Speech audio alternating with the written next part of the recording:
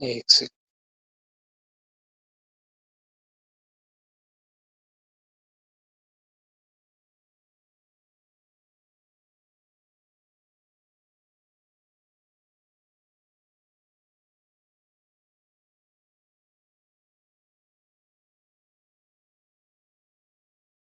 आवाज क्लियर है, बताएंगे?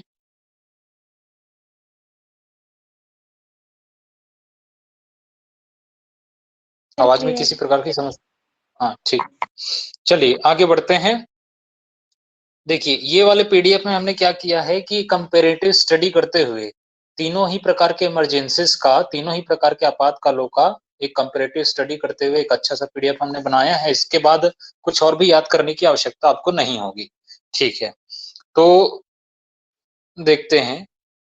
जो आर्टिकल 352 यानी कि अनुच्छेद 352 के अंतर्गत जो राष्ट्रीय आपातकाल लागू होता है, तो उस राष्ट्रीय आपातकाल में व्यक्तियों के मूल अधिकारों पर क्या प्रभाव पड़ता है, पहले उसको देख लेंगे, बाकी चीजों को बाद में देखेंगे। तो व्यक्तियों के मौलिक अधिकार जो है, फंडामेंटल राइट्स हैं, उन पर क्या प्रभाव पड़ता है। तो देखिए सबसे पहला हम देख रहे हैं यहाँ पे,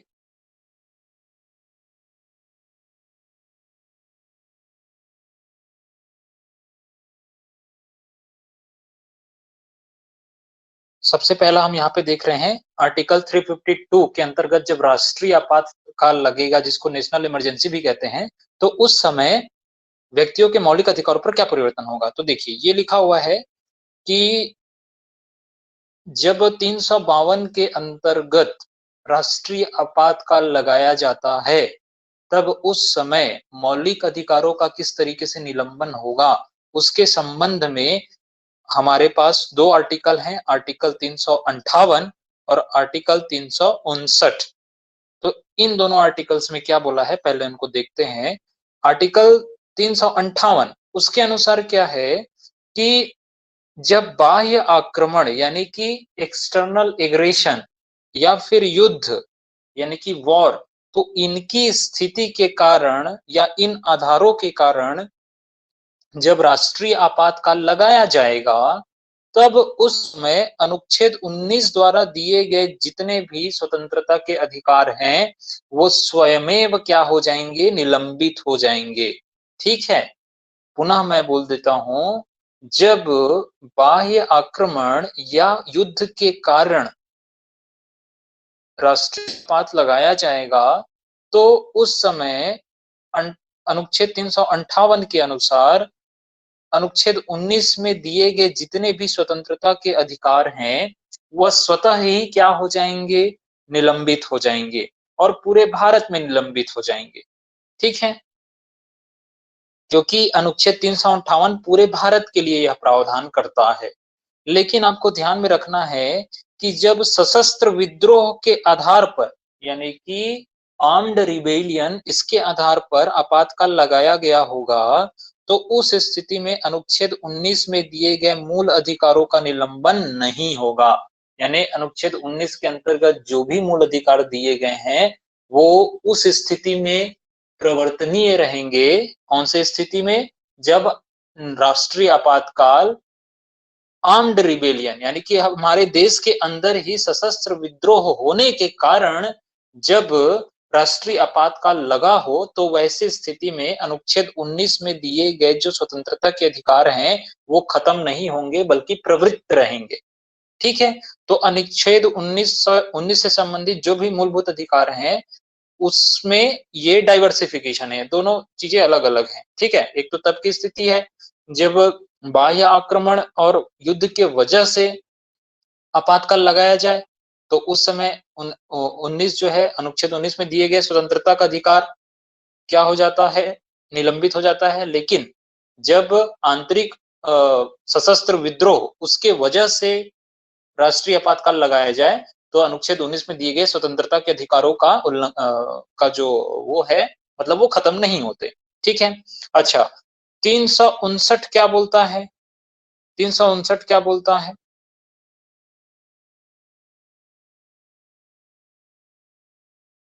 देखिए यहाँ पे साफ साफ लिखा हुआ है 359 के अनुसार राष्ट्रपति को वह अधिकार है, राष्ट्रपति को क्या है, अधिकार है कि वह आदेश निकालकर जो भी आर्टिकल 20 और 21 के अलावा, मतलब आर्टिकल 20 और 21 को छोड़कर, ठीक है, आर्टिकल 20 और 21 में दिए गए मूलभूत अधिकारों को छोड़कर किसी और अन्य अधिकारों को क्या कर सकता है, अन्य मौलिक अधिकारों को क्या कर सकता है, खत्म कर सकता है। उनकी खत्म करने का मतलब यह है कि उनकी प्रवर्तनीयता को रोक सकता है, उनकी प्रवर्तनीयता को रोक सकता है। बोलने का मतलब यह है कि भले ही वो मूल अधिकार जीवित हों, लेकिन वो मूल अधिकारों का हनन हो रहा है करके कोई व्यक्ति कोर्ट में नहीं जा सकता, मतलब उनको प्रवर्तनीय नहीं करा सकता।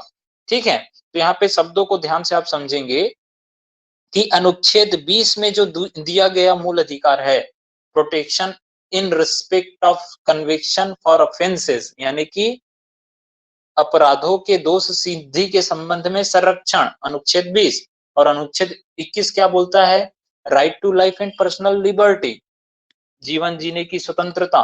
ठीक है, तो उसके अंतर्गत जो भी मूल अधिकार दिए गए हैं, आर्टिकल 20 और 21 के अंतर्गत जो भी मूल अधिकार दिए गए हैं, वो आपातकाल के दौरान खत्म नहीं होंगे, बिल्कुल भी खत्म नहीं होंगे। लेकिन उनके अलावा जो और अन्य मौलिक अधिकार हैं, वो राष्ट्रपति आदेश निकाल के उन अन्य मौलिक अधिकारों की प्रवर्तनीयता को क्या कर सकता है, खत्म कर सकता है। मतलब 19 की प्रवर्तनीयता को खत्म कर सकता है, ठीक है, जो 14 से 18 तक समानता के अधिकार हैं उनकी प्रवर्तनीयता को खत्म कर सकता है, 23-24 में जो संरक्षण मतलब शोषण के विरुद्ध अधिकार है उनकी प्रवर्तनीयता को खत्म कर सकता है। ठीक है, तो इस तरीके से अनुच्छेद 20 और 21 में दिए गए मौलिक अधिकारों को छोड़कर और अन्य मौलिक अधिकारों की प्रवर्तनीयता को राष्ट्रपति आदेश निकाल के क्या कर सकता है, निलंबित कर सकता है।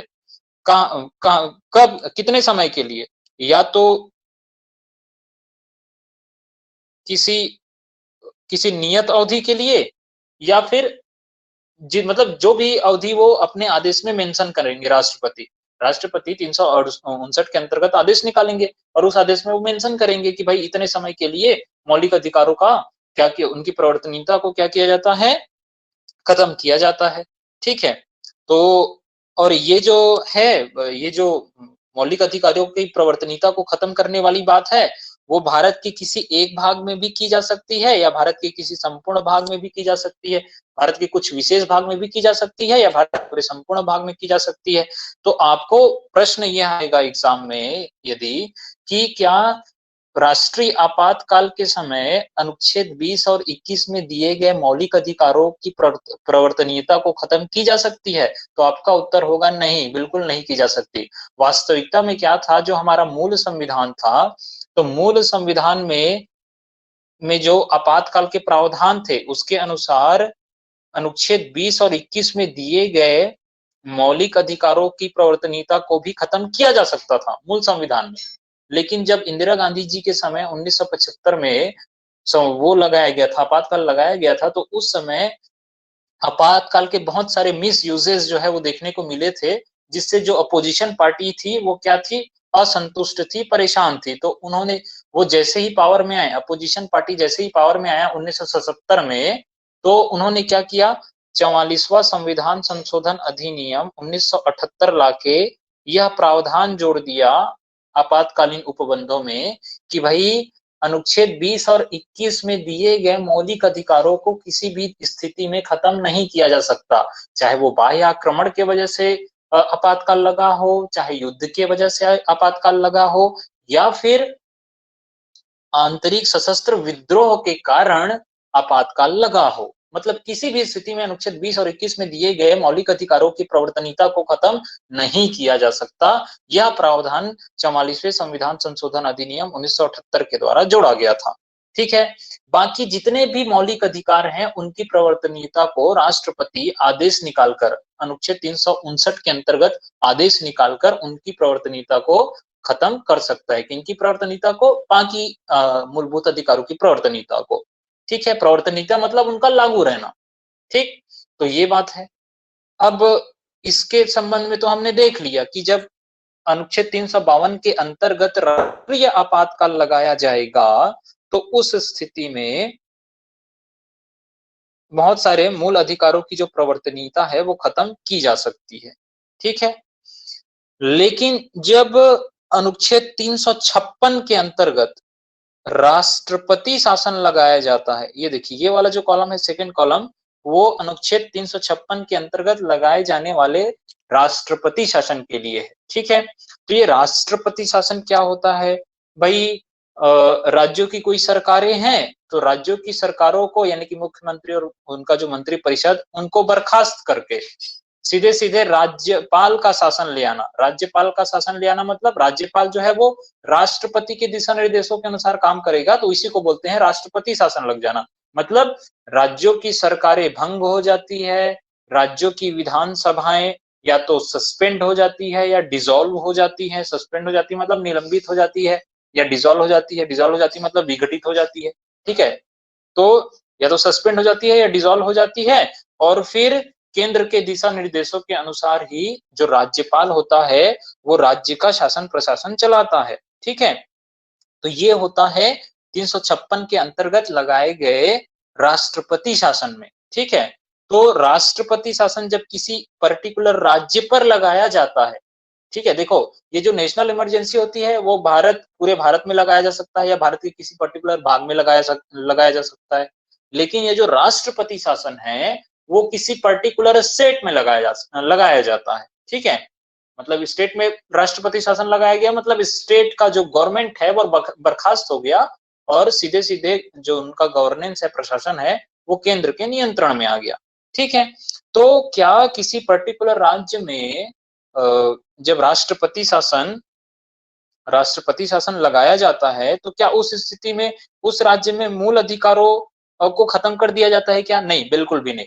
उस राज्य में मूल अधिकारों पर किसी भी प्रकार का कोई भी प्रभाव नहीं पड़ता। ठीक? उसके बाद देखते हैं एक फाइनेंशियल इमरजेंसी। फाइनेंशियल इमरजेंसी यानी कि वित्तीय आपातकाल। तो वित्तीय आपात के लिए थर्ड कॉलम है। तो वित्तीय आपातकाल क्या होता है कि यदि राष्ट्रपति जी को लगता है कि भारत की जो वित्तीय साख है यानी कि फाइनेंशियल क्रेडिबिलिटी है या स्टेबिलिटी है, फाइनेंशियल यानी कि वित्तीय स्थायित्व या फाइनेंशियल स्टेबिलिटी खतरे में आ गई है, संकट में आ गई है, या भारत की साख जो है, क्रेडिट जो है वो खतरे में आ गई है, मतलब भारत ने कहीं से लोन लिया है और उसको नहीं चुका पा रहा है। ठीक है? या उसी प्रकार से भारत के किसी भाग की वित्तीय स्थायित्व या फिर उसका साख संकट में आ गया है। जरूरी नहीं है भारत में, किसी पर्टिकुलर क्षेत्र में ऐसा कुछ हो गया है, किसी पर्टिकुलर राज्य में ऐसा हो गया है। तो वैसे स्थिति में क्या किया जा सकता है? राष्ट्रपति के द्वारा वित्तीय आपातकाल लगाया जा सकता है आर्टिकल 360 का प्रयोग करते हुए। तो जब वित्तीय आपातकाल लगाया जाता है किसी भी राज्य में हो या पूरे भारत में हो, तो उस स्थिति में जो खर्चे हैं, ठीक है, सरकारी खर्चे हैं, उन पर नियंत्रण स्थापित किया जाता है। ठीक? लेकिन क्या उससे जब किसी राज्य में या पूरे भारत में वित्तीय आपातकाल लगाया जाएगा, ठीक है, तो उस स्थिति में व्यक्तियों के मूल अधिकारों पर कोई प्रभाव पड़ेगा क्या? नहीं पड़ेगा। व्यक्तियों के मूल अधिकारों पर कोई भी प्रभाव जो है वो नहीं पड़ेगा। तो इस तरीके से हम देख रहे हैं कि जब 352 के अंतर्गत ही राष्ट्रीय आपातकाल लगाया जाता है, केवल उसी समय व्यक्तियों के मौलिक अधिकारों पर प्रभाव पड़ता है, अन्यथा नहीं पड़ता। ठीक है? अच्छा, बाकी प्रोविजंस को भी देखते हैं।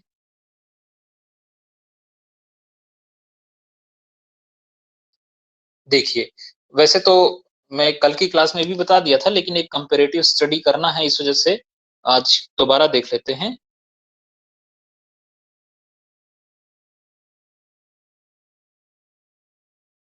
देखिए, जब ये प्रोक्लेमेशन का आधार क्या होता है? जैसे 352 के अंतर्गत हमको राष्ट्रीय आपातकाल घोषित करना है, तो उसके लिए आधार क्या होता है? तो उसके लिए 3 आधार होते हैं। युद्ध, बाह्य आक्रमण या फिर सशस्त्र युद्ध। यदि भारत के ऊपर कोई युद्ध थोपा गया है या युद्ध हो रहा है भारत का किसी अन्य देश के साथ, या कोई एक्सटर्नल एग्रेशन है, ठीक है, बाहर से कोई अटैक कर दिया हमारे भारत के ऊपर, ठीक है, या फिर भारत के अंदर ही क्या हो गया, सशस्त्र विद्रोह हो गया, तो ऐसी स्थितियों में क्या किया जाता है? 352 के अंतर्गत राष्ट्रीय आपातकाल लगाया जाता है। जरूरी नहीं है कि ऐसा सब कुछ हो ही गया हो। यदि निकट भविष्य में राष्ट्रपति को ऐसा लगता है कि निकट भविष्य में ऐसा होने वाला है, जरूरी नहीं है कि अभी हो गया हो, ऐसा होने वाला है, तो वैसी स्थिति में भी राष्ट्रपति जो है वो क्या करता है, राष्ट्रीय आपातकाल लगा देता है। लेकिन उसमें जरूरी है कि जो कैबिनेट है भारत के, भारत का जो कैबिनेट कैबिनेट्स का पूरा ग्रुप है जिसमें लगभग 20-21 मंत्रालय हैं, तो उनके सभी सदस्यों का लिखित सुझाव राष्ट्रपति को दिया जाना चाहिए। क्या करने के लिए? आर्टिकल 352 के अंतर्गत राष्ट्रीय आपातकाल लगाने के लिए। तब जब लिखित सुझाव जब दिया जाएगा कैबिनेट के द्वारा, तभी राष्ट्रपति के द्वारा राष्ट्रीय आपातकाल लगाया जाएगा। और ये जो प्रावधान जो अभी मैंने कहा, वो 44वें संविधान संशोधन 1978 के द्वारा जोड़ा गया था, ताकि प्रधानमंत्री जो बने वो ऐसा ना हो कि वो तानाशाह बन जाए, कभी भी उसको मन में आए कि राष्ट्रीय आपातकाल लगाना है तो लगा दो। तो ऐसा नहीं होना चाहिए, बल्कि कैबिनेट के सभी सदस्यों से पूछ परख के, उनसे सुझाव लेके ही राष्ट्रीय आपातकाल लगाया जाए। ठीक है, तो होता वैसे ही है कि भाई प्रधानमंत्री की इच्छा से ही राष्ट्रपति क्या करता है, आपातकाल लगाता है, अब की स्थिति में कैबिनेट के लिखित सुझाव के बाद। ठीक है, तो ये हो गया। उद्घोषणा का क्या आधार होगा? 352 के अंतर्गत जब राष्ट्रीय आपातकाल लगाना है, लेकिन स्टेट इमरजेंसी जिसे हम बोल रहे हैं, या जिसे प्रेसिडेंट रूल बोल रहे हैं, राष्ट्रपति शासन बोल रहे हैं, ठीक है, एक्चुअल में स्टेट इमरजेंसी नाम का कोई शब्द हमारे संविधान में उपयोग नहीं किया गया है। ठीक है, प्रेसिडेंट रूल के रूप में हमारे संविधान में उल्लेख है 356 का। ठीक है, लेकिन वो सामान्य बोलचाल की भाषा में इसको स्टेट इमरजेंसी कह देते हैं। तो स्टेट इमरजेंसी लगाया जाना है, उसका आधार क्या है? किसी राज्य में राष्ट्रपति शासन लगाया जाना है, उसका आधार क्या है?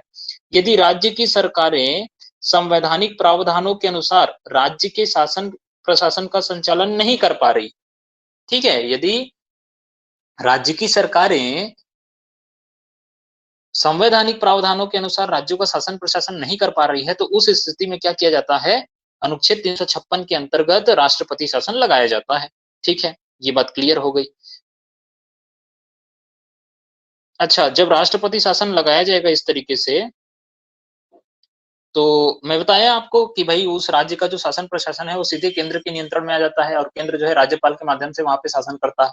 ठीक है, और ये बात हो गई। अच्छा, लास्ट में यहाँ पे देखते हैं, जब वित्तीय आपातकाल लगाया जाएगा, जब आर्टिकल 360 के अंतर्गत फाइनेंशियल इमरजेंसी यानी कि वित्तीय आपात लगाया जाएगा, तो उसके आधार क्या है? तो उसके आधार वही हैं जो अभी मैं आपको बता चुका हूँ।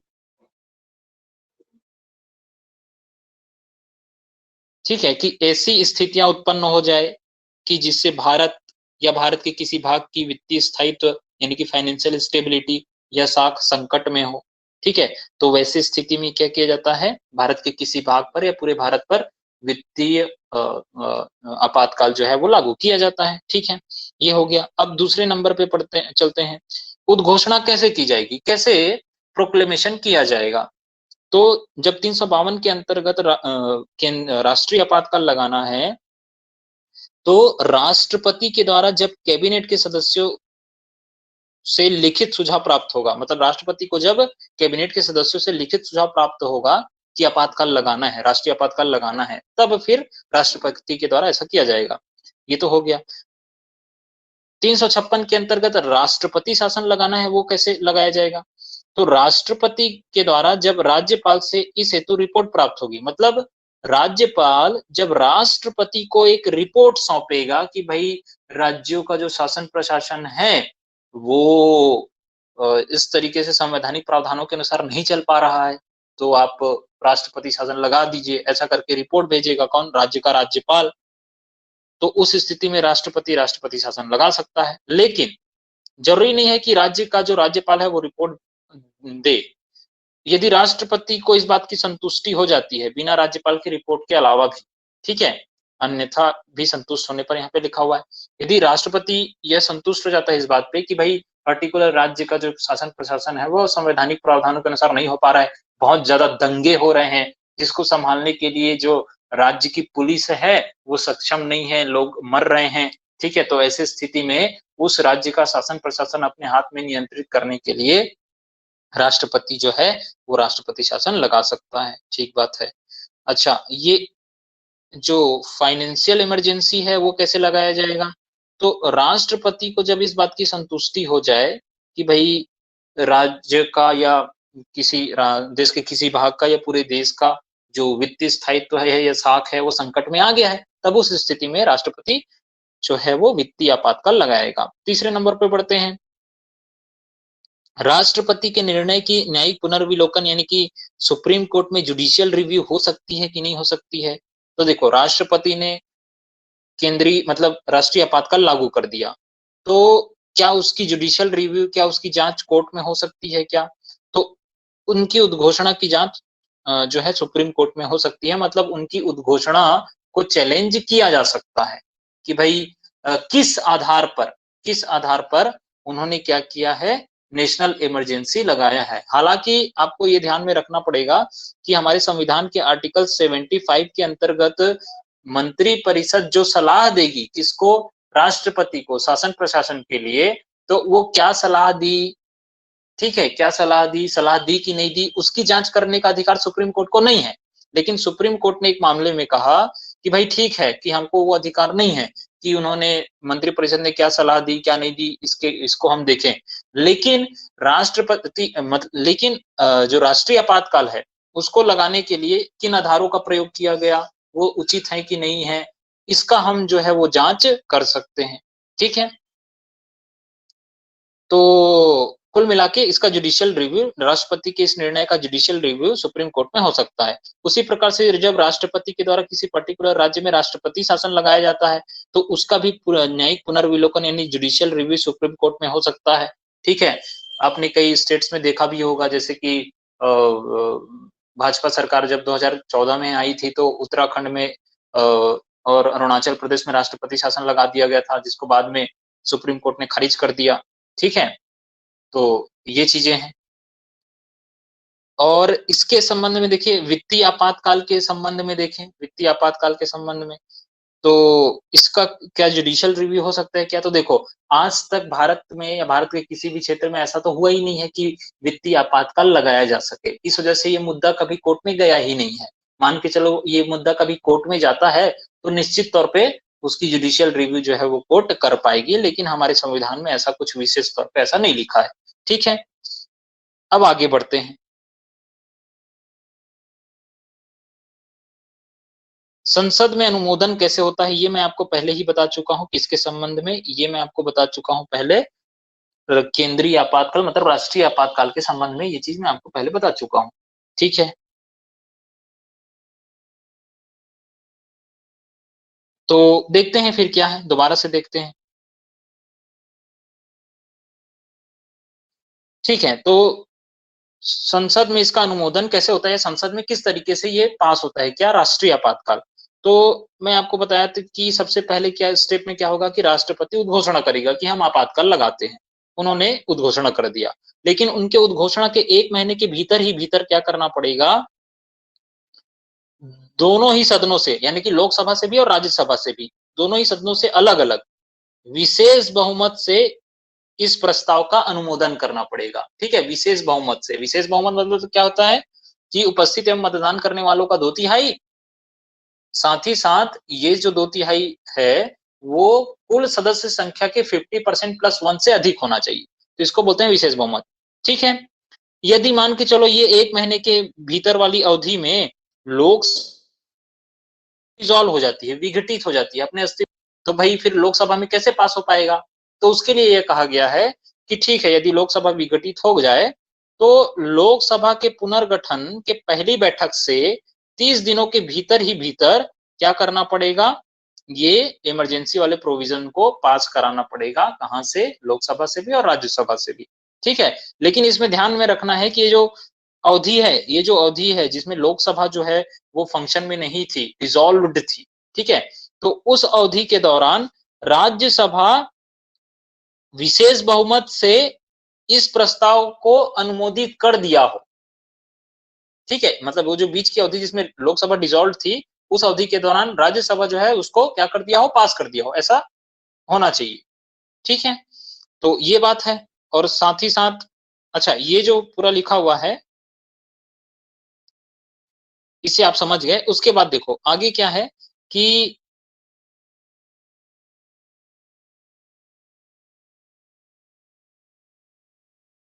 यहाँ पे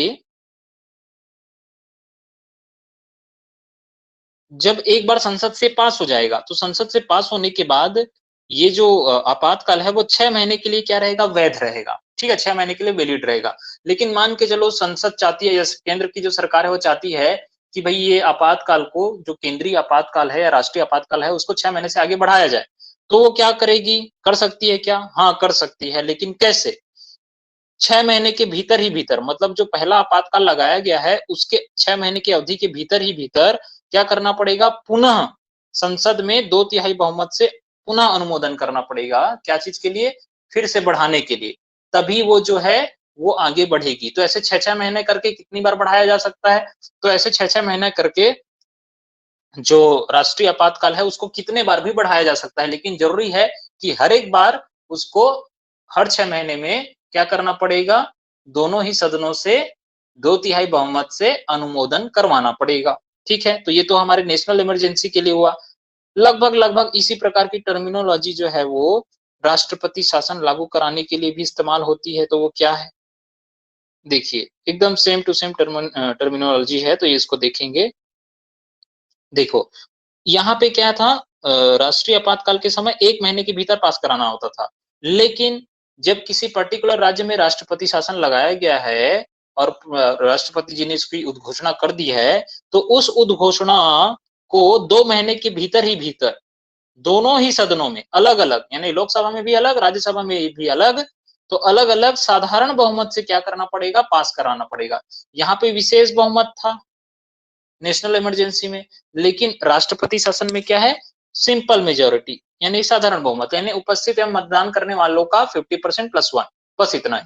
कुल का 50% प्लस 1 हो जरूरी नहीं, उपस्थित एवं मतदान करने वालों को बस 50% प्लस होना चाहिए दोनों ही सदनों में। ठीक है, तो इस तरीके से क्या हो जाता है, वो पास हो जाता है। लेकिन मान के चलो कि कहीं इसी 2 महीने की अवधि के भीतर लोकसभा डिसॉल्व हो गई हो, अस्तित्व में ना हो, तो क्या होगा, जैसे ही लोकसभा अस्तित्व में आएगी, पुनर्गठन होगा उसका, और जब पहली बैठक उसकी होगी, तो 30 दिनों के भीतर ही भीतर क्या करना पड़ेगा, उनको पास कराना पड़ेगा। ठीक है, यानी कि राष्ट्रपति शासन लागू करना है, ऐसा करके जो प्रस्ताव है उसको पास कराना पड़ेगा। बस शर्तें क्या है कि भाई इस अवधि के दौरान राज्यसभा ने क्या कर दिया हो, इसका अनुमोदन कर दिया हो, इस प्रस्ताव का अनुमोदन कर दिया हो। तो राज्यसभा तो कभी क्या होती, भंग होती नहीं है। ठीक है, वो तो अस्तित्व में ही रहती है, तो वो उस अवधि के दौरान राज्यसभा उसका क्या कर दिया हो, मतलब अप्रूवल दे दिया हो, अब साधारण बहुमत से, ये जरूरी है। ठीक है, अच्छा, अब जब संसद ने एक बार पास कर दिया है, तो संसद के एक बार पास कर देने के बाद किसी पर्टिकुलर राज्य में राष्ट्रपति शासन अनंत काल के लिए लगाया जा सकता है क्या, या किसी भी समय के लिए लगाया जा सकता है क्या?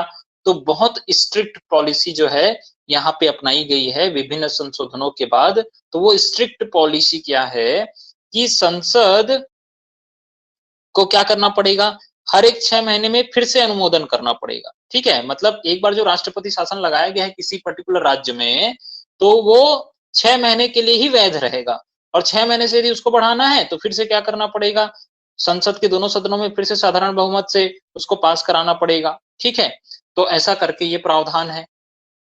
अच्छा, इसके इसको और थोड़ा सा क्या कर दिया गया है, स्ट्रिक्ट बना दिया गया है। कैसे स्ट्रिक्ट बना दिया गया है कि अब मान के चलो 6-6 महीने करके 1 साल तक कर दिया गया ये। ठीक है, 1 साल तक बढ़ा दिया गया। अब मतलब 1 साल तक हो गया है, लेकिन अब 1 साल के बाद और उसको बढ़ाना है। किसी पर्टिकुलर राज्य में जो राष्ट्रपति शासन लगा हुआ है, उसका 1 साल हो गया है राष्ट्रपति शासन लगाए हुए, अब उसको 1 साल के बाद फिर और बढ़ाना है, मतलब फिर से 6 महीने के लिए वो बढ़ेगा। लेकिन यहाँ पे एक कंडीशन लगा दी गई है कि यदि 1 साल पूरा हो जाने के बाद फिर से बढ़ाना है, तो यह तभी आगे बढ़ाया जा सकता है जब राष्ट्रीय आपातकाल भारत में प्रवृत्त हो। ठीक है, राष्ट्रीय आपातकाल भारत में या भारत के किसी भाग में प्रवृत्त हो, यानी राष्ट्रीय आपातकाल जो 352 के अंतर्गत लगा हुआ होता है। ठीक है, तो जब राष्ट्रीय आपातकाल उस समय लगा हुआ हो, उस स्थिति में साथ ही साथ क्या है, निर्वाचन आयोग यह प्रमाणित करे कि कठिनाइयों के कारण वर्तमान में चुनाव कराना पाना संभव नहीं है। तो ये 2 चीजें यदि उस समय होगी, तभी अगली बार जो है वो मतलब 1 साल के बाद जो है किसी पर्टिकुलर राज्य में राष्ट्रपति शासन को लगाया जा सकता है।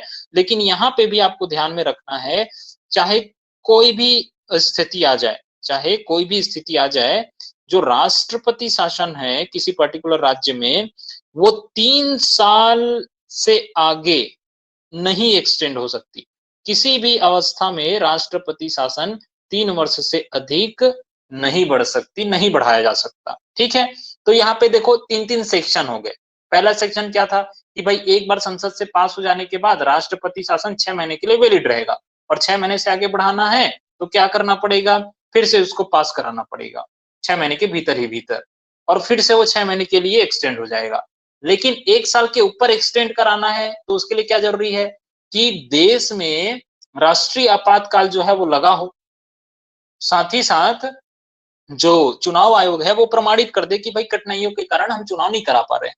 ठीक है? तो ये वाली स्थिति में फिर आगे 1 साल के बाद जो है वो जो राष्ट्रपति शासन है किसी पर्टिकुलर राज्य में वो बढ़ सकती है। लेकिन किसी भी स्थिति में 3 साल से आगे नहीं बढ़ सकती। ठीक? ये पीडीएफ मैं आपको शेयर कर दूंगा बाद में। ठीक है? तो उसको आप देख सकते हैं। अच्छा, अब ये जो है इसकी बात करते हैं। किसकी बात करते हैं? ये जो वित्तीय आपातकाल लगाया जाता है तो उसका अनुमोदन कैसे होता है? तो लगभग प्रोसीजर वही है। देखिए, संसद के दोनों ही सदनों में उद्घोषणा के जैसे राष्ट्रपति ने उद्घोषणा कर दिया कि भाई फाइनेंशियल इमरजेंसी लगा देते हैं। अब उस उद्घोषणा के 2 महीने के भीतर ही भीतर संसद के दोनों ही सदनों में साधारण बहुमत से इसको पास कराना होगा। ठीक है? साधारण बहुमत से क्या करना पड़ेगा? पास कराना पड़ेगा। ठीक है? और इसमें फिर से वही बात है, यदि लोकसभा इस बीच डिसॉल्व हो गई हो, तो फिर क्या करेंगे? तो इस बीच राज्यसभा पास करा दे और जब लोकसभा पुनर्गठित होगी, उसकी पहली बैठक होगी, तो उसके 30 दिवस के भीतर ही भीतर फिर क्या कर दे? राज्यसभा भी उसको क्या कर दे? पारित कर दे। लेकिन कैसे बहुमत से? साधारण बहुमत से। ठीक है? साधारण बहुमत से। ठीक?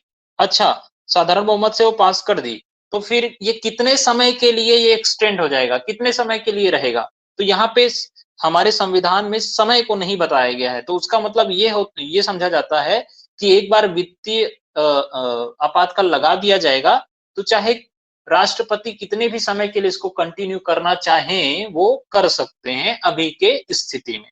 ठीक है? तो यहाँ पे कुल मिला के तीनों में अंतर आपको ये देखना है कि एक तो राष्ट्रीय आपातकाल जब लगाया जाएगा तो उसको विशेष बहुमत की आवश्यकता होगी, बाकी 2 को सिंपल मेजॉरिटी की। ठीक है? इसको 6 महीने ये जो है राष्ट्रीय आपातकाल 6 महीने के लिए वैलिड रहेगा। ठीक है? और कितने बार भी बढ़ाया जा सकता है, पुनः अनुमोदन करा के विशेष बहुमत से। लेकिन जो राष्ट्रपति शासन है वो 6-6 महीने के 6-6 महीने के लिए वैलिड हो सकता है 2 बार। उसके बाद फिर 1 साल और बढ़ाने के लिए कुछ एक्स्ट्रा प्रोविजंस है वो देख चुके। ठीक है? और किसी भी स्थिति में 3 साल से ऊपर किसी राज्य में आपातकाल मतलब जो राष्ट्रपति शासन है वो नहीं लगाया जा सकता। ठीक? और वित्तीय आपातकाल के संबंध में अधिकतम समयावधि क्या है कि राष्ट्रपति की इच्छा तक क्या होगा? वित्तीय आपातकाल लगा रहेगा। अब आगे बढ़ते हैं। देखिए, उद्घोषणा की समाप्ति कैसे होगी? मतलब अब मान के चलो आपातकाल को खत्म करना है। ठीक है? किसी भी टाइप के आपातकाल को खत्म करना है, कैसे करेंगे? तो उसके 3 तरीके हैं। एक, जब राष्ट्रीय आपातकाल को खत्म करना होगा तो उसके 3 तरीके हैं। वो क्या 3 तरीके हैं उसको देखते हैं। पहला तरीका तो ये है कि भाई राष्ट्रपति सीधे ही क्या कर दे, उद्घोषणा जो उन्होंने किया था उसको दोबारा उद्घोषणा ये कर दे कि भाई हम राष्ट्रपति जो राष्ट्रीय आपातकाल है उसको खत्म करते हैं। तो जैसे ही राष्ट्र करेंगे, वो जो अ, आपका राष्ट्रीय मतलब जो राष्ट्रीय आपातकाल लगा हुआ था वो खत्म हो जाएगा। ठीक है? दूसरा तरीका क्या है? यदि राष्ट्रपति नहीं कर रहे हैं तो किसके पास और ये अथॉरिटी है? तो यदि लोकसभा साधारण बहुमत से आपातकाल को समाप्त करने हेतु संकल्प पारित कर देता है। ठीक है? लोकसभा जो है साधारण बहुमत से क्या कर देता है? प्रस्ताव पारित कर देता है कि भाई अब लोकसभा मतलब इसको राष्ट्रीय आपातकाल को डिसकंटिन्यू करना है, कंटिन्यू नहीं करना है। तो फिर राष्ट्रपति को क्या करना पड़ता है? उसको आपातकाल को खत्म करना पड़ता है। और ये बात जो है 44वें संविधान संशोधन अधिनियम 1978 के द्वारा जोड़ी गई। पहले ये नहीं था। राष्ट्रपति की इच्छा तक वो चलते रहता था पहले आपातकाल। लेकिन अब ऐसा नहीं है। यदि लोकसभा जो है साधारण बहुमत से ही क्या कर दे, लोकसभा में, केवल लोकसभा में ही पास करवा दे कि भाई अब जो राष्ट्रीय इमरजेंसी है उसको कंटिन्यू नहीं करना है करके, तो फिर राष्ट्रपति को उस राष्ट्रीय आपातकाल को खत्म करना पड़ेगा। अच्छा, मान के चलो इस बीच लोकसभा का कोई सत्र ही नहीं चल रहा हो, तो फिर लोकसभा कैसे करेगी? तो फिर लोकसभा क्या करेगी? लगभग उसके जो 110 सदस्य हैं, लोकसभा के 110 सदस्य, वो क्या कर सॉरी 1/10 सदस्य जो हैं, लोकसभा में जितने भी मेंबर हैं, जैसे 543 है अभी के डेट में, तो उसमें 1/10 मतलब 54 सदस्य लिखित रूप से एक प्रस्ताव देंगे किसको? जब सदन जब चल रहा होगा तो लोकसभा अध्यक्ष को, और जब नहीं चल रहा होगा तो राष्ट्रपति को। तो क्या देंगे? एक प्रस्ताव देंगे कि भाई हम बैठना चाहते हैं, मतलब एक विशेष सत्र कराना चाहते हैं लोकसभा का, जिसमें हम चाहते हैं कि आपातकाल को खत्म करने संबंधी कुछ हम क्या करें, कुछ प्रस्ताव पेश करें। तो यदि इस तरीके से जब लिखित अनुरोध किया जाएगा, लिखित नोटिस दिया जाएगा, तब उनके नोटिस के 14 दिन के भीतर ही भीतर ये विशेष सत्र लोकसभा का बुलाया जाएगा, ठीक है? और फिर उसमें जो कुछ भी होगा, प्रस्ताव पारित होगा, नहीं होगा, वो बात की बात होगी, लेकिन ये 14 दिन के भीतर इस तरीके से विशेष सत्र बुलाया जाएगा। तब कब की स्थिति में? जब लोकसभा का कोई सत्र ना चल रहा होगा, तब की स्थिति में, ठीक है? तो इस तरीके से राष्ट्रीय आपातकाल को खत्म किया जाता है, ठीक? लेकिन ये जो है, जो हमारा राष्ट्रपति शासन है, किसी पर्टिकुलर राज्य में राष्ट्रपति शासन को खत्म करना है तो क्या है, सीधे-सीधे क्या है, राष्ट्रपति जो है वो एक नया आदेश फिर ला दे कि भई अब किसी पर्टिकुलर स्टेट में जो राष्ट्रपति शासन जो लगाया गया था उसको हम खत्म करते हैं। तो बस राष्ट्रपति का शासन जो है वो मतलब वो ऐसा दोबारा आदेश ले आएगा, दोबारा प्रोक्लेम कर देगा, तो फिर किसी पर्टिकुलर स्टेट में राष्ट्रपति शासन जो है खत्म हो जाएगा। ठीक है? समाप्ति के लिए संसद से पास कराने की आवश्यकता नहीं है। ऐसा नहीं है कि किसी पर्टिकुलर राज्य में राष्ट्रपति शासन लगा है तो उसको खत्म करने के लिए फिर से पार्लियामेंट में हमको क्या करना पड़े, बिल पास करना पड़े, विधेयक पास करना पड़े, संकल्प पास करना पड़े। ठीक है? ऐसा जरूरत नहीं पड़ेगा, सीधे-सीधे राष्ट्रपति के आदेश से ही खत्म हो जाएगा। और यही सेम स्थिति जो है वो फाइनेंशियल इमरजेंसी के लिए भी है। राष्ट्रपति आदेश देगा और फिर क्या कर देगा, उसको खत्म कर देगा। ठीक है? संसद से अनुमोदन की आवश्यकता नहीं पड़ेगी। ठीक, आगे बढ़ते हैं। अब देखते हैं कि कार्यपालिका के ऊपर किस तरीके से प्रभाव होता है। ठीक है? कार्यपालिका के ऊपर किस तरीके से प्रभाव होता है। कार्यपालिका मतलब कि सरकारों के ऊपर। तो स्पेसिफिकली राज्यों की सरकारों के ऊपर क्या प्रभाव होता है। तो राष्ट्रपति शासन में तो बिल्कुल क्लियर है। राष्ट्रपति शासन ये वाला, राष्ट्रपति शासन जो 356 के अंतर्गत लगाया जाता है कि भाई जो राज्य की सरकारें हैं वो बर्खास्त हो जाएंगी। ठीक है? मंत्रिपरिषद पूरा बर्खास्त हो जाएगा, डिसमिस कर दिया जाएगा उनको। ठीक है? और राज्य का जो प्रशासन है वो राज्य के गवर्नर द्वारा, ये इस स्टेटमेंट को आपको ध्यान में रखना है। राज्य का जो प्रशासन है वो राज्य के गवर्नर द्वारा चलाया जाएगा, लेकिन कैसे चलाया जाएगा? मुख्य सचिव की सहायता से। मुख्य सचिव जो उस राज्य का चीफ सेक्रेटरी होगा, उसकी सहायता से गवर्नर जो है यानी कि राज्यपाल जो है वो उस राज्य का जो शासन है वो चलाएगा। या तो उस राज्य सचिव की सहायता से या फिर राष्ट्रपति के द्वारा कोई नियुक्त सलाहकार है, राष्ट्रपति के द्वारा कोई नियुक्त सलाहकार है, उनकी सहायता के माध्यम से राज्यपाल क्या करता है, उस राज्य के उस राज्य के प्रशासन को चलाता है। सामान्यतः क्या होता है कि वो जो उस राज्य से जो सरकार के फेवर में सांसद होते हैं, सांसद, सरकार के फेवर में जो सांसद होते हैं, उनको ही राष्ट्रपति नियुक्त कर देता है अपने सलाहकार के लिए, और उनके ही दिशा निर्देशों के द्वारा फिर राज्यपाल जो क्या करता है, शासन चलाता है। तो कुल मिला के हमने ये देखा, राष्ट्रपति शासन के दौरान राज्यों की सरकारें बर्खास्त हो जाती हैं। लेकिन जब राष्ट्रीय आपातकाल लगता है 352 के अंतर्गत, तो उस समय राज्यों की सरकारें जो है वो बर्खास्त नहीं होती। ठीक है? राज्य की सरकार जो है निलंबित नहीं होती। फिर भी राज्यों को केंद्र के पूर्ण नियंत्रण में कार्य करना होता है। राज्यों को क्या करना होता है? केंद्र के पूर्ण नियंत्रण में कार्य करना होता है। और जो केंद्र होता है, केंद्र, वो राज्य सूची के विषयों पर भी अपनी कार्यपालिका शक्तियों का प्रयोग कर सकता है। कार्यपालिका शक्तियों का प्रयोग कर सकता है मतलब कि शासन प्रशासन को पूरा पूरा नियंत्रण कर सकता है। ठीक है? तो ये बात है। वित्तीय आपातकाल के समय क्या होगा? वित्तीय आपातकाल के समय राज्यों के वित्तीय मामलों पर केंद्र का पूरा नियंत्रण हो जाएगा। वित्तीय आपातकाल में केवल केवल वित्त का मामला होगा कि भाई राज्यों का जितना भी वित्तीय मामला है वो केंद्र के नियंत्रण में हो जाएगा। कोई टैक्स कलेक्ट करना, टैक्स कितना राज्य को देना है, नहीं देना है, तो सारे जो वो हैं वित्तीय मामले हैं वो केंद्र के हाथों में आ जाएंगे। ठीक है? और राष्ट्रपति जो होगा वित्तीय मामलों को नियंत्रित करने हेतु राज्य को निर्देश दे सकता है कि भाई तुम ऐसा करो, तुम अपने कर्मचारियों का जो जितना भी सैलरीज है उसको रिड्यूस करके मात्र 10% कर दो या 20% कर दो, जितना भी कर दो, सब ये आदेश दे। ठीक है, तो ये है राष्ट्रपति आदेश दे सकता है वित्तीय मामलों में, किसको? राज्य की सरकारों को। तो इस तरीके से ये बात है। ठीक है, राज्यों की विधायिकाओं पर किस तरीके से प्रभाव पड़ता है, तो उसको देखते हैं। देखिए, जब 352 के अंतर्गत राष्ट्रीय आपातकाल लगाया जाता है, तो राज्यों की जो विधायिकाएं हैं, इसको पहले नहीं देखते, पहले राष्ट्रपति शासन को देखते हैं। राष्ट्रपति शासन, किसी राज्य में जब राष्ट्रपति शासन लगाया जाता है 356 के अंतर्गत, तो राज्यों की विधायिका जो है वो क्या हो जाती है? राज्यों की विधायिका पूरी क्या हो जाती है? सस्पेंड हो जाती है। ठीक है, सस्पेंड हो जाती है या फिर विघटित हो जाती है, निलंबित हो जाती है या विघटित हो जाती है। ठीक है, सस्पेंड हो जाना मतलब क्या होता है? कुछ समय के लिए काम करना बंद करना, उसको बोलते हैं सस्पेंड करना, यानी कि निलंबन करना। विघटित करना मतलब सीधे सीधे पूरा खत्म ही कर दो। ठीक है, लोग मतलब जो राज्य की विधानसभा है वो सीधे खत्म ही हो गई, पूरी तरीके से बर्खास्त। ठीक, तो राष्ट्रपति चाहे तो निलंबित भी कर सकता है और विघटित भी कर सकता है। ठीक है, राज्यों की विधायिकाओं को, यानी फिर राष्ट्रपति शासन लगाने के बाद राज्य में कोई विधानसभा कार्य नहीं करेगी। ठीक है, इस दौरान तो भाई जब राज्य में विधानसभा नहीं कार्य करेगी तो राज्यों से संबंधित जब विधि बनाना होगा तो कौन बनाएगा? तो विधि बनाने का काम कौन करेगी? केंद्र की पार्लियामेंट, केंद्र की संसद। ठीक है, केंद्र की संसद करेगी, और संसद यदि चाहे तो राज्य के लिए विधि बनाने की जो शक्ति है वो राष्ट्रपति को डेलीगेट कर दे। डेलीगेट कर दे मतलब उसकी जिम्मेदारी राष्ट्रपति को दे दे कि भाई आप बनाओ, इसके लिए जो भी विधि कानून है। छोटा मोटा किसी राज्य के लिए छोटा मोटा विधि कानून बनाने का काम हमारा थोड़ी है, वो इतना छोटे छोटे काम थोड़ी करेंगे, इतना समय हमारे पास नहीं है। तो वो सीधे सीधे राष्ट्रपति को अधिकृत कर देगा कि भाई आप बनाओ, या फिर राष्ट्रपति के द्वारा नियुक्त किसी प्राधिकारी को ऐसा बोल दिया जाएगा कि भाई आप बनाओ, और उस राज्यों से संबंधित जो भी विधि कानून है या उसको शासन प्रशासन को संचालित करने के लिए जो भी विधि कानून है उसको आप बनाइए। इस तरीके से संसद दूसरे अथॉरिटीज को, जिसको राष्ट्रपति ने इसके लिए नियुक्त किया है, ठीक है, तो वैसी अथॉरिटीज को भी जो संसद है वो शासन प्रशासन करने के लिए या विधि बनाने के लिए क्या कर सकती है? अधिकृत कर सकती है। ठीक है, जब 352 के अंतर्गत राष्ट्रीय आपातकाल लगा होगा तो वैसी स्थिति में क्या होगा? तो वैसे स्थिति में क्या होता है? राज्यों की विधायिकाएं निलंबित नहीं होती, वो एग्जिस्टेंस में रहती। ठीक है, एग्जिस्टेंस में रहती है, लेकिन एट द सेम टाइम क्या किया जा सकता है?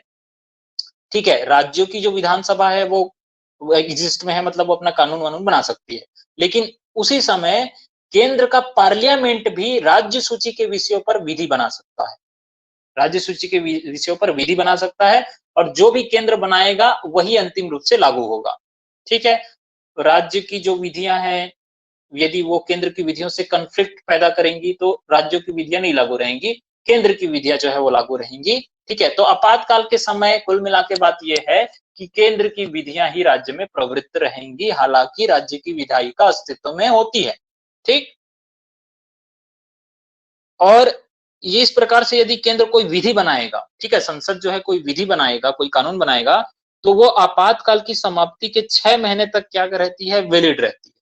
आपातकाल की समाप्ति जिस दिन हुई है, जिस तिथि को हुई है, उसके 6 महीने तक वैलिड रहती है। ठीक है, और राष्ट्रपति इसका आपातकाल के दौरान राज्य सूची के विषयों पर, आगे हम पढ़ेंगे, इधर नीचे है, अध्यादेश भी ला सकता है। अध्यादेश भी ला सकता है राज्य सूची के विषयों पर। ठीक है, अध्यादेश कब लगाया जाता है? वैसे देखो, जब 352 के अंतर्गत केंद्रीय आपातकाल लगा होगा, है ना, राष्ट्रीय आपातकाल लगा होगा, तो उस समय राज्यों के संबंध में विधि बनाने का काम भी केंद्र की संसद कर सकती है। लेकिन संसद का कोई सत्र नहीं चल रहा हो तो फिर क्या करेंगे? तो राष्ट्रपति उस समय क्या लाता है? अध्यादेश लाता है। तो राष्ट्रपति उस समय जो अध्यादेश लाएगा वो राज्य सूची के विषय पर भी ला सकता है। सामान्य परिस्थितियों में राष्ट्रपति राज्य सूची के विषय पर अध्यादेश नहीं ला सकता, केंद्र के विषय पर अध्यादेश लाता है। लेकिन नेशनल इमरजेंसी के केस में वो राष्ट्रपति जो है वो राज्य सूची के विषय पर भी जो वो है अध्यादेश है वो ला सकता है। ठीक है, तो ये बात है। आगे बढ़ते हैं, वित्तीय जो इमरजेंसी है उसके बारे में देखते हैं। तो राज्य की विधायिका पर क्या प्रभाव पड़ता है? तो राज्य की विधायिका जो है वो फंक्शन में होती है, वो खत्म नहीं होती वित्तीय आपातकाल के समय।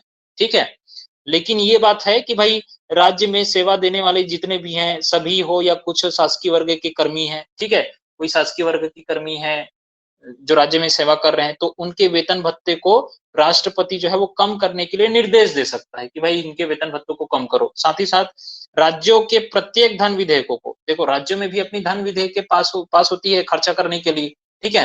तो राष्ट्रपति क्या कर सकता है, जितने भी राज्य में धन विधेयक पास होंगे या राज्यों के जितने भी धन विधेयक होंगे उनको अपने लिए रिजर्व कर सकता है। अपने लिए रिजर्व कर सकता है मतलब राज्यपाल उन सभी बिल्स को पास करने के पहले मेरे पास भेजे, मेरे अप्रूवल के बाद ही वो क्या होगा, फाइनली अप्रूव होगा। ऐसा करके राष्ट्रपति उन सबको, उन सभी धन विधेयकों को अपने लिए रिजर्व कर सकता है, ठीक है। तो ये बात होती है। अब आगे बढ़ते हैं, आठवां जो टाइप है उसमें बढ़ते हैं।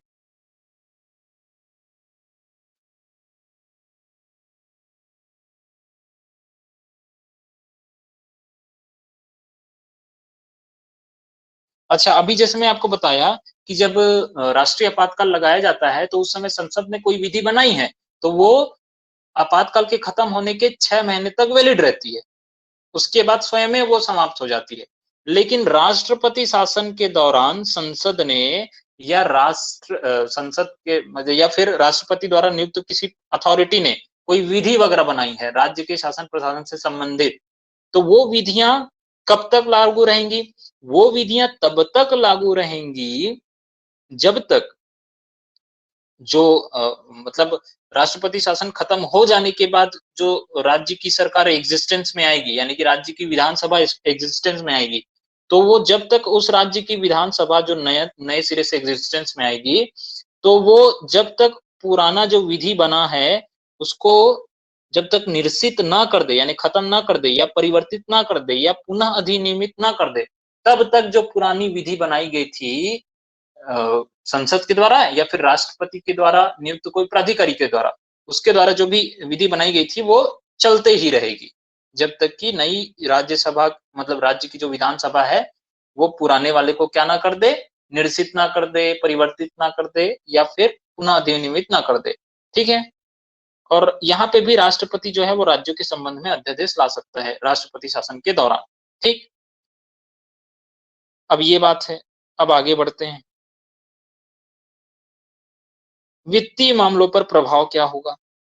वित्तीय मामलों पर क्या प्रभाव होगा? देखो, जब नेशनल इमरजेंसी लगी हुई होगी तो उस समय राष्ट्रपति राज्यों को वित्त के हस्तांतरण को या तो कम कर सकता है या निरस्त कर सकता है। मतलब राज्यों को कितना पैसा मिलना चाहिए उसको कम कर सकता है या फिर निरस्त कर सकता है। और यह परिवर्तन आपात खत्म होने वाले वर्ष के वित्तीय वर्ष के अंत तक चलता है। जैसे मान के चलो 2021 में आपातकाल जो है वो मतलब जैसे एक वित्तीय वर्ष है अप्रैल 2021 से 31 मार्च 2022 तक, ये एक वित्तीय वर्ष है। अब मान के चलो दिसंबर 2020 में आपातकाल खत्म हो जाता है जो पहले से हुआ था। तो इस तरीके से विधियां बनाई गई है वित्तीय मामलों पे, तो वो तब तक चलती रहेंगी जब तक कि उस वित्तीय वर्ष का अंत ना हो जाए। तो ये जो प्रेजेंट में हमारा वित्तीय वर्ष रहेगा उसका अंत कब होगा? 31 मार्च 2022, तो वो 2022 में खत्म होगा, ठीक है। जबकि सामान्य विधियां जो है वो आपातकाल खत्म होने के 6 महीने तक वैलिड रहेगी। लेकिन ये जो वित्तीय ऐसे वो मामले हैं वो क्या होंगे? वित्तीय वर्ष के अंत तक चलते रहेंगे, ठीक। तो ये बात है। राज्यों के संचित निधि से होने वाले खर्च को राष्ट्रपति अधिकृत कर सकता है जब लोकसभा सत्र में ना हो, ठीक है। मतलब ये क्या बोलना चाह रहा है कि भाई राज्य में जो भी खर्चा होगा राष्ट्रपति शासन के दौरान राज्यों में जो भी खर्चा होगा तो उसको अप्रूवल देने का काम कौन करता है? राष्ट्रपति शासन के समय संसद करता है। लेकिन जब संसद फंक्शन में ना, मतलब लोकसभा जब है फंक्शन में ना हो, ठीक है, लोकसभा जब फंक्शन में ना हो, तो ऐसी स्थिति में राष्ट्रपति के पास यह अधिकार है कि वह राज्यों के खर्चों से संबंधित जो भी प्रावधान है उसको वो अधिकृत कर दे, उसको वो अलाउ कर दे, ठीक है। तो ये राष्ट्रपति के पास इसका अधिकार होता है, ठीक है। और ये फिर इसके मामले में क्या है, वित्तीय आपातकाल के मामले में वित्तीय मामलों पर क्या प्रभाव पड़ता है? तो देखो, जैसे राज्य में सेवा करने वाले भी जितने भी शासकीय कर्मचारी हैं उनके वेतन भत्तों को कम किया गया, उसी प्रकार से केंद्र के शासकीय सेवाओं में कार्य करने वाले जो भी व्यक्ति हैं, चाहे वो उच्च न्यायालय के न्यायाधीश हो या चाहे सर्वोच्च न्यायालय के न्यायाधीश हो, इन सब के वेतन भत्ते को कम किया जा सकता है। ठीक है, वित्तीय आपातकाल के समय। ठीक है, तो ये बात क्लियर हो गई। फिर अगले पॉइंट पे पढ़ते हैं, 9वें बिंदु पर पढ़ते हैं। व्यक्तियों के मौलिक अधिकारों पर क्या प्रभाव पड़ता है वो तो मैं पहले ही आपको बता चुका हूं। ठीक है, इसके बाद आगे बढ़ते हैं 10वें बिंदु पर कि भाई क्रियान्वयन जो है वो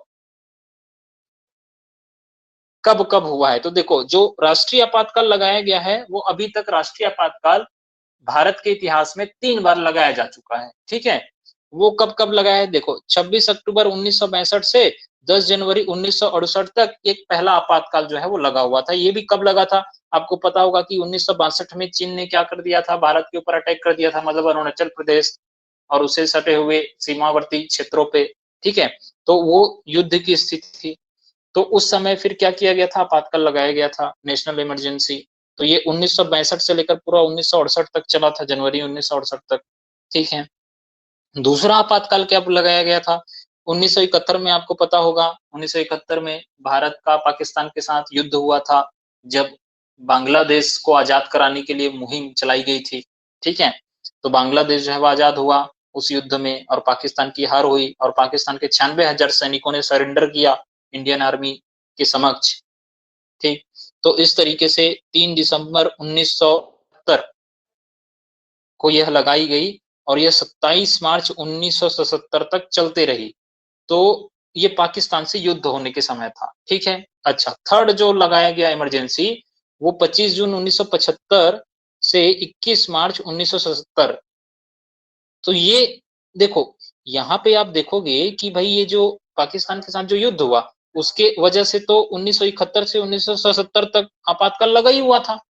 ठीक है, तो फिर ये उसी अवधि के दौरान ये 75 से 77 तक फिर से आपातकाल लगाने की क्या आवश्यकता हुई। तो देखिए, ये आंतरिक अशांति के आधार पर लगाया गया था, इंटरनल डिस्टर्बेंस के आधार पर लगाया गया था। ये वाला थर्ड वाला वो इंदिरा गांधी जी के समय लगाया गया था। ठीक है, आंतरिक अशांति के आधार पर। तो ये बाद में इंदिरा गांधी जी ने संविधान में संशोधन किया और ये लिख दिया कि भाई यदि पहले से ही कोई आपातकाल प्रवृत्त हो तो किसी एक आधार पे, जैसे ये युद्ध के आधार पे क्या हुआ था कि आपातकाल लगा हुआ था। ठीक है, तो यदि एक आधार पे पहले से कोई आपातकाल प्रवृत्त में है तो किसी दूसरे आधार पर दूसरे टाइप का भी आपातकाल लगाया जा सकता है। ऐसा करके इंदिरा गांधी जी ने संविधान में संशोधन करके ये सब कर दिया था। ठीक है, तो कुल मिला के ये आपातकाल भी हमारे मतलब आपातकाल जो है वो लगा हुआ था और ये तीनों ही आपातकाल हमारे भारत के इतिहास में लगाए गए हैं। ठीक है, और आपको पता होगा कि ये जो आंतरिक अशांति के आधार पर लगाया गया था आपातकाल, अब ये आंतरिक अशांति के आधार पर आपातकाल वर्तमान में नहीं लगाया जा सकता, क्योंकि 44वें संविधान संशोधन अधिनियम 1978 के द्वारा आंतरिक अशांति को हटा के वहां पे आर्म्ड रिबेलियन यानी कि सशस्त्र विद्रोह का शब्द जो है वहां पे जोड़ दिया गया है। ठीक है, तो ये बात है। अब आगे देखते हैं। अच्छा, यहाँ पे जो लास्ट पॉइंट लिखा हुआ है कि आपातकाल की समाप्ति के बाद इस अवधि में सरकारों द्वारा किए गए कार्यवाही को या दिए गए आदेशों को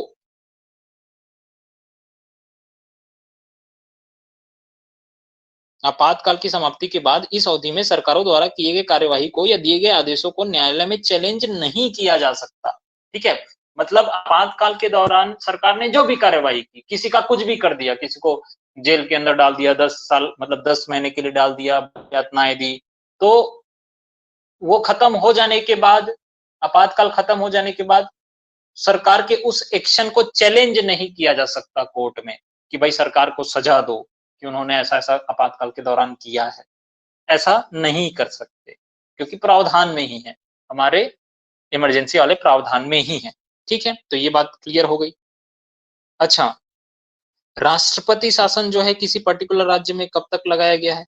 तो देखिए, राष्ट्रपति शासन का बहुत ही ज्यादा दुरुपयोग जो है वो किया जाता है केंद्र की सरकारों के द्वारा। क्यों किया जाता है कि भाई यदि राज्य में, किसी पर्टिकुलर राज्य में कोई अपोजिशन पार्टी की सरकार है, ठीक है, जैसे अभी वर्तमान में केंद्र में मोदी सरकार है, एनडीए भाजपा की सरकार, ठीक है, और राज्य में कांग्रेस की सरकार है हमारे छत्तीसगढ़ में, तो उस स्थिति में क्या है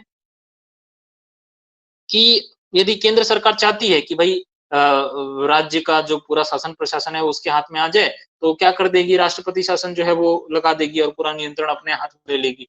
ठीक है, तो ऐसा दुरुपयोग कई बार किया जा चुका है। जैसे इंदिरा गांधी जी प्रधानमंत्री जब बनी थी, तो उस समय कई राज्यों में उन्होंने क्या किया था, राष्ट्रपति शासन लगा दिया था। ठीक है, तो 100 से भी अधिक किया जा चुका है राज्यों में। ठीक है, बहुत विवाद होता था, बहुत ही ज्यादा विवाद होता था। तो इसी वजह से क्या क्या मतलब क्या हुआ, ये जो मामला है वो न्यायालय के सामने गया। बहुत सारे मामले, मतलब बहुत सारे ऐसे केसेस आए हैं कि राष्ट्रपति शासन को खत्म करने के लिए मामला जो है न्यायालय में गया है। तो सुप्रीम कोर्ट ने क्या किया है, बहुत सारे गाइडलाइंस दिए हैं कि भाई केवल किसी राज्य की सरकार को अपने नियंत्रण में लेने के लिए आप जो है मतलब केंद्र सरकार जो है वो राष्ट्रपति शासन नहीं लगा सकती, केवल इस वजह से कि राज्य में तो अपोजिशन पार्टी की सरकार है, तो ये आपका पर्याप्त आधार नहीं है, ऐसा ऐसा करके। ठीक है, साथ ही साथ ये भी बंधन आरोपित कर दिया है सुप्रीम कोर्ट ने, सर्वोच्च न्यायालय ने क्या आरोपित कर दिया है कि भाई जैसे 356 के अंतर्गत राष्ट्रपति शासन किसी राज्य में लगाया जाएगा, तो तुरंत ही उस राज्य की विधानसभा जो है भंग नहीं हो जाएगी, तुरंत ही उस राज्य की विधानसभा भंग नहीं हो जाएगी, बल्कि पहले जो राष्ट्रपति शासन लगाने के लिए जो प्रस्ताव है उसको आप संसद से पहले पास करवाओ, संसद से उसको पास करवाओ, तो पास होने के बाद ही क्या होगा, उस राज्य की विधानसभा जो है वो भंग होगी। ऐसा करके लिमिटेशन लगाया गया सुप्रीम कोर्ट के द्वारा। ठीक है, तो वर्तमान स्थिति की यदि बात करें तो वर्तमान में ये जो राष्ट्रपति शासन है उसका तभी प्रयोग किया जाता है जब बहुमत के अभाव के कारण सरकार के चल पाने की संभावना ना बची हो। मतलब चुनाव हुआ, अब चुनाव हुआ तो कोई भी पार्टी जो है वो किसमें नहीं आई, बहुमत में नहीं आई, और कोई भी पार्टी आपस में अलायंस करके, गठबंधन भी करके ऐसे स्थिति में नहीं है कि वो सरकार एक स्थिर सरकार दे पाए या सरकार बना पाए, तो एक अराजकता की स्थिति आ गई। तो उस समय क्या किया जाता है, राष्ट्रपति शासन जो है वो लगा दिया जाता है कुछ टाइम के लिए, ताकि चुनाव उनाव करवा के फिर से कोई नया सरकार आए। ठीक है, या फिर ऐसा कुछ स्थिति होता है कि भाई संदिग्ध तरीके से क्या किया गया है, बहुमत प्राप्त किया गया है किसी पर्टिकुलर राज्य में, पता चला कि किसी एक पार्टी ने अन्य पार्टी के बहुत सारे सदस्यों को किडनैप कर लिया और अपने घर में रख लिया, बहुत सारे पैसे ऐसे दे दिए कि मेरे को समर्थन करना विधानसभा में, ऐसा करके।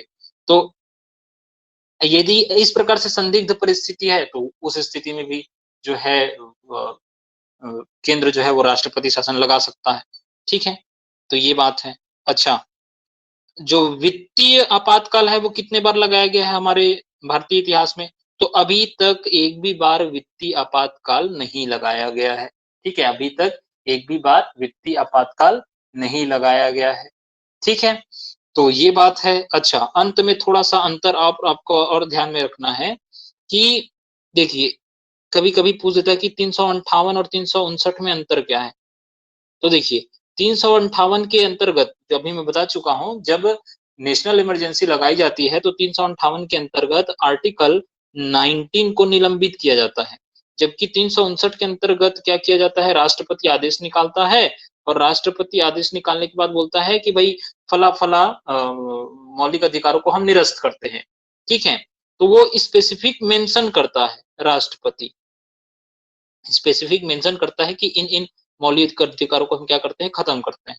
ठीक है, ये जो 358 के अंतर्गत आर्टिकल 19 जो है वो निलंबन हो जाता है, उसका मतलब उन स्वतंत्रता के अधिकारों का निलंबन हो जाता है, वो संपूर्ण भारत में होता है। मतलब 358 जो है संपूर्ण भारत के लिए है, लेकिन ये जो 359 में राष्ट्रपति जो है वो अपना आदेश निकालता है किसी पर्टिकुलर मौलिक अधिकारों को खत्म करने के लिए, तो वो किसी भारत के पूरे क्षेत्र के लिए भी हो सकता है, पूरे क्षेत्र के लिए भी हो सकता है, या फिर कोई विशेष क्षेत्र के लिए भी हो सकता है।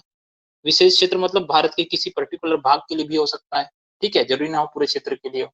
ठीक है, अच्छा, केंद्र के मतलब राष्ट्रीय आपातकाल और राष्ट्रपति शासन में एक अंतर है, उस अंतर को आपको समझना है। अंतर ये है कि जैसे मैं आपको बताया कि किसी राज्य में राष्ट्रपति शासन लागू जब होता है तो वहां की जो मतलब केंद्र की जो संसद है वो राज्यों से संबंधित क्या करती है, विधियां बनाती है, और यदि संसद चाहे तो राष्ट्रपति को इसके लिए क्या कर देती है, प्राधिकृत कर देती है कि भाई राष्ट्रपति आप बनाओ विधियां। और राष्ट्रपति फिर अपने उसके लिए एक अथॉरिटी नियुक्त करके, विधि बनाने के लिए अथॉरिटी नियुक्त करके क्या कर सकती है, उसको डेलीगेट कर सकती है उस अथॉरिटी को कि भाई उस राज्य से संबंधित तुम विधि कानून बनाओ। तो ये 356 के अंतर्गत जब राष्ट्रपति शासन लागू होता है उस टाइम की स्थिति है। लेकिन जब 352 के अंतर्गत राष्ट्रीय आपातकाल लगता है तो उस स्थिति में विधि बनाने की शक्ति को किसी अन्य को डेलीगेट नहीं किया जा सकता।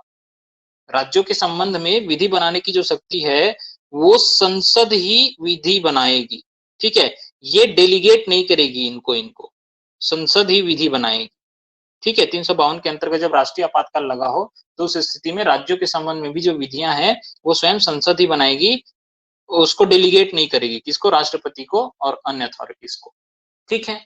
तो ये इतनी सारी बातें हैं, ये आपको ये क्लियर होनी चाहिए। और लगभग लगभग हमने 99.99% जितने भी इसके प्रोविजंस थे आपातकाल के, उसको हमने ये कंपैरिजन करके हमने खत्म कर दिया है, ठीक है। तो ये जो है आपका यहाँ पे खत्म होता है।